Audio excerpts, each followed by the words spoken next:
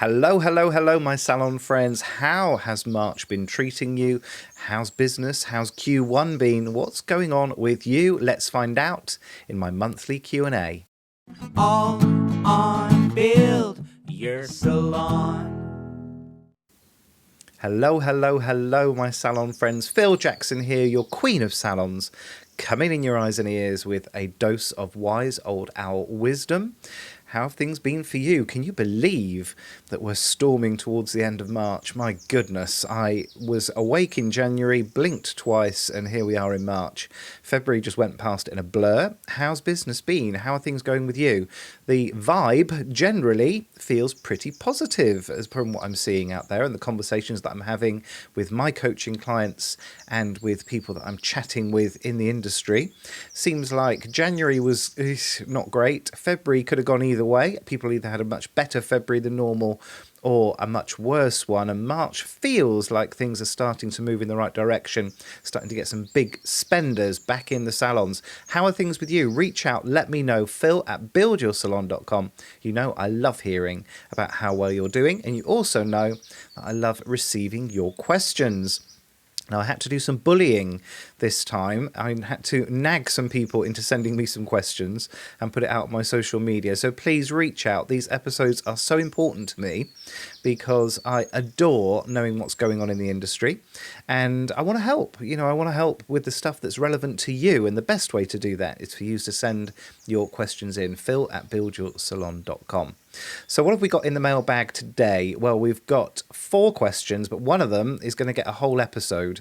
So Chantel, if you're listening, I got your question about productivity, getting stuff done. I'm going to give you a whole episode in 2 weeks' time. So look out for that episode, Chantel, and I hope you find it useful. Also, if you're watching on YouTube, apologies that I don't have my normal backdrop and I haven't closed the blinds. Such a beautiful morning here, and the sun is out and the sky is completely cloudless, and I just couldn't block it away. So you've got the view of my office and my poor dying office plants in the background if you're watching over on YouTube.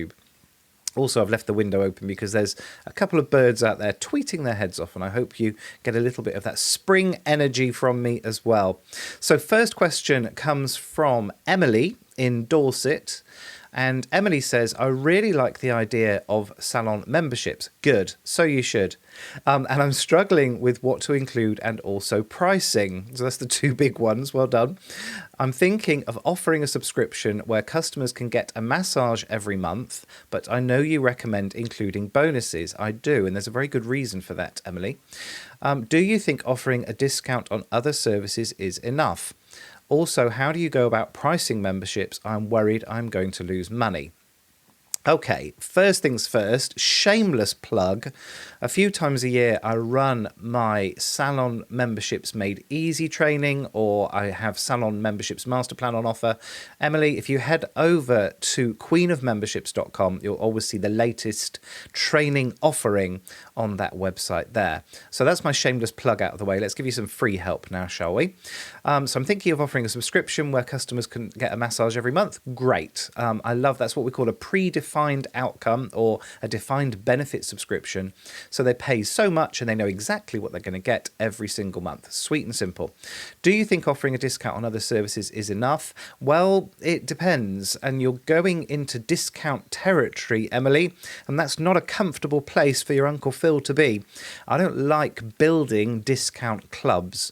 It's got to make financial sense, absolutely, but we're not here trying to build memberships for your cheaper customers, the ones that are price sensitive, not necessarily anyway.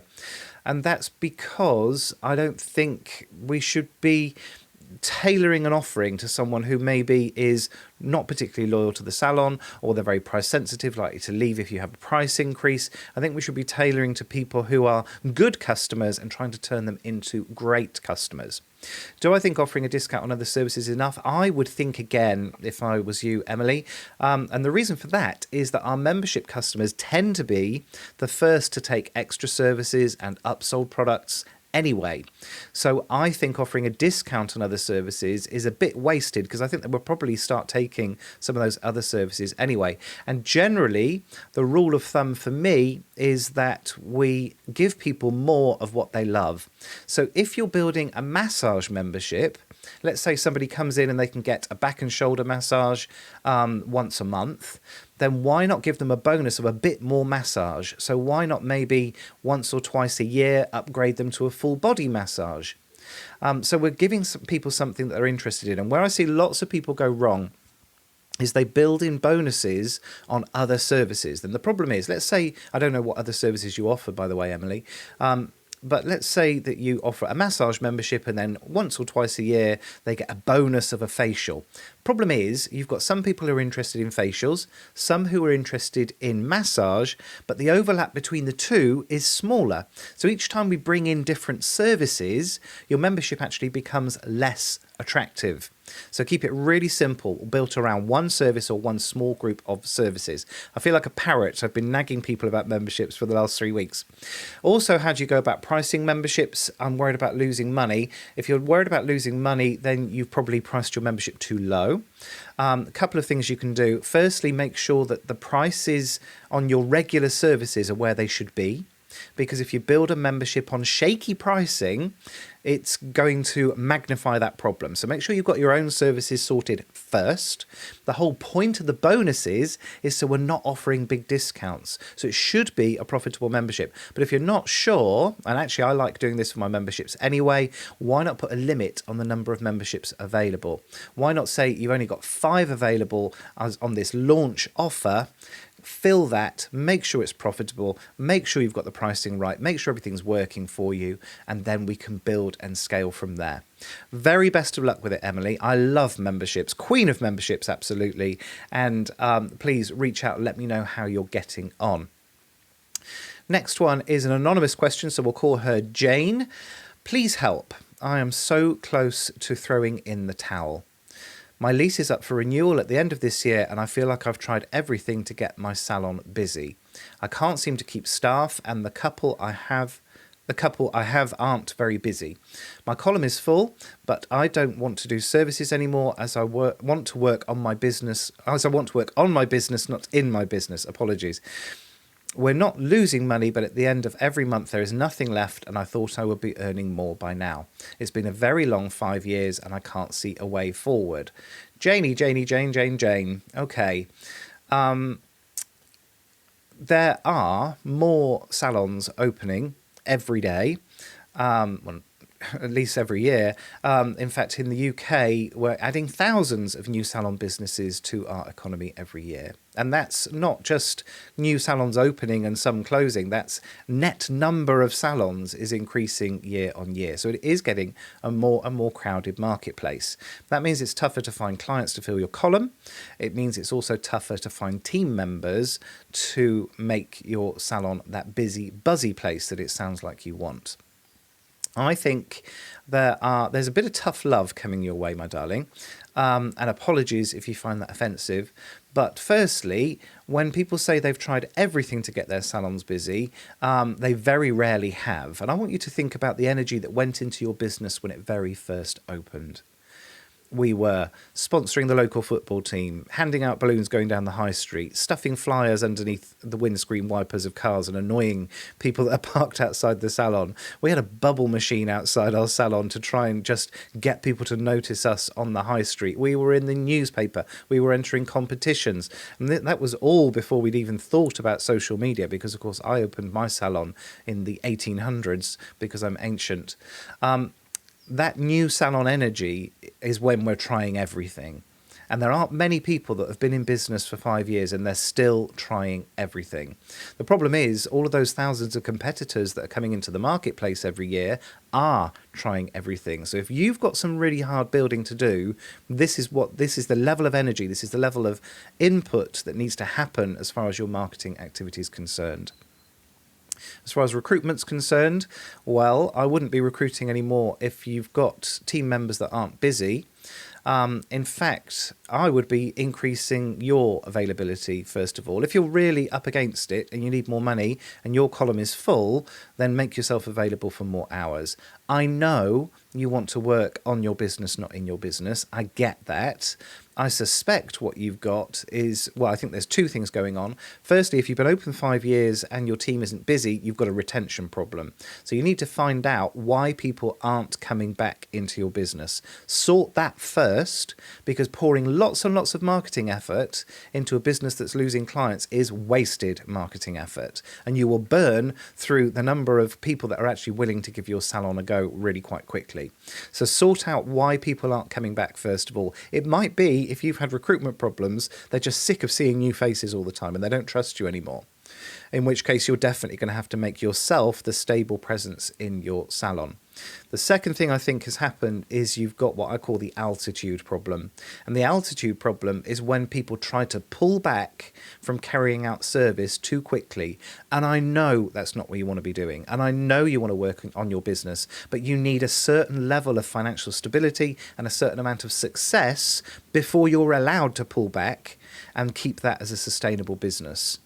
And yes, that might go against everything that everyone else is telling you, but I actually want you working more in your business until you get to a certain level, start hitting your financial goals, then we can start systemizing, then we can build processes, then you can start taking that step back. That said, to be honest with you, Jane, if you don't love your salon anymore, and your salon, all of you, your salon should be your second favourite place to be in the whole wide world outside your bed. Okay, after bed, that should be the one place that you really want to be all the time. And if you don't feel that way anymore, then maybe it is time to throw in the towel. And what would that look like for you? When you start thinking about perhaps, I don't know whether does it say whether you're a stylist or a beauty therapist? I can't see it anywhere. But does the idea of renting a chair or renting a room somewhere fill you with joy? Does it feel easier to you?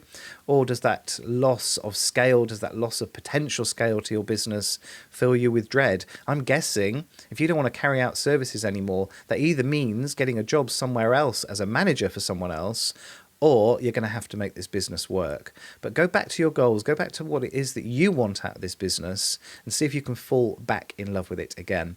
Final note, it says you're not losing money, but at the end of the month there's nothing left. I wonder what your financial control's like. I wonder whether there's a bit of work to do on profitability.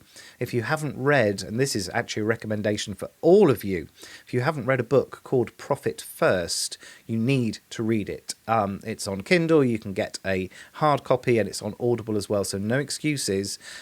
Seriously, a game changer as far as cost control, cash flow control, and actually starting to retain some profit is concerned. So I hope that's been useful to you, Jane, and I'm sorry if it's not the answer that you wanted, but I feel like it might just be the answer that you needed. And finally, yes, it is finally, because we're going to do Chantel's question in a couple of weeks' time. Finally, short and sweet, another anonymous question from, we'll call her Jane number 2. Jane number 2 says, what is the best structure for my business? I'm opening a new clinic in the autumn. Hurrah! Exciting times. And I'm not sure whether to employ or offer room rental or a mix of both. This needs to come back to your goal setting as well, Jane number 2. It depends whether you're trying to build a business that can manage without you. It depends whether your goal is to open more clinics. It depends on what the end game is for you. Are you looking to sell this as a going concern? Is it something you want to work in until the day you die? Are you going to pass it on to family members? All of these things will make a difference around the way that a business is structured. Generally, if you want to make more money, you're going to want to employ. But of course, that brings with it a number of struggles that Jane number 1 is having in terms of recruitment, retention, and motivation and performance management. So it's harder work to employ, but the potential benefit is that you can make a lot more money. as far as a mix of both is concerned, I have not run a beauty salon this way. I've only run a hair salon this way, and I really struggled to have a mix. I think that your employed team members start to get a bit resentful when they see the self-employed people clocking off at the end of the day and going home when they have to stay until the end of their shift. I think they very quickly forget that they get to call in sick every now and again, or they get to go on holiday and still get paid. All of those benefits go by the wayside, and I've never managed to get a successful mix of both. That said, maybe some people have, and if you have a successful mix of employed and self-employed in your business, please reach out, let me know. Perhaps we could even get you on the podcast for a quick interview about it. So I would choose one or the other myself, and I think it has to depend on what it is that you want out of the business ultimately. Jane, number 2, very, very best of luck with it though. Great to hear about a new business opening, and I wish you all the very best of luck. So there we have it. That's what's going on in the business that I've heard of in my mailbox. If you could do with some help, please reach out, phil@buildyoursalon.com. I would love to be answering your question next month on the Build Your Salon podcast. Also reach out if you would like to be a guest on the podcast. You know that every other episode is a special guest episode, and I would love to hear your angle on this amazing, amazing industry. That said, please, if you're reaching out as a potential guest, make sure you do have an angle on this amazing industry. I've had a few people reaching out now where it's blatantly just to sell something which actually isn't going to add value to my audience at all. So that said, I would love to be speaking to more of you in the very near future. Just 7 short days until I'm coming in your eyes and ears again, and until then,